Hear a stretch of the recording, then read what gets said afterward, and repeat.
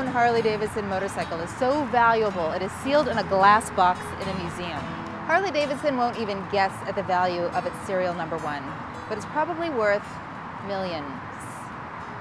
The 1903 from Ridley Motorcycles is for people who want to fake the experience of riding that 106-year-old machine and do it for $2,500. The 1903 is a motorized bicycle pieced together from parts from different places. The bicycle itself is built by Felt, which is based in Lake Forest, California.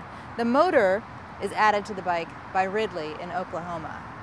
The frame of the bicycle was modified so that the backbone right here was sealed off in order to be able to hold the fuel. Because this bicycle frame was never meant to hold fuel, it only holds 75 ounces. And billet gas cap is small, which is complementary to the overall proportions of the bike, but that has another reason, and that's basically that you don't want to pull up to a gas station and just stick the nozzle from the gas pump right in there. It's not going to fit, first of all, and second of all, this is a two-stroke that needs you to mix gas and two-stroke oil. The 1903 is mimicking the look of the serial number 1, but not the performance of it.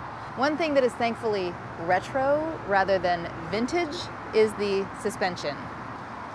The only suspension on the original Harley-Davidson was springs under the seat. For the 1903, there's also a leaf spring front suspension. So it's not nearly as painful to ride over bumps. In true vintage fashion, there is no starter on this bike. You gotta pedal and pop the clutch. There are no gears. There's no neutral on this bike because there's no transmission. So if you want to ride this as a bicycle, you just push this in and then you can ride it without having to bust your left hand. It's obviously really cool to look at. It's fun to ride, but it is not the safest machine. There's throttle, but no brake. The way that you brake this bicycle is coaster style. It's just like a regular old school bicycle. You just push back.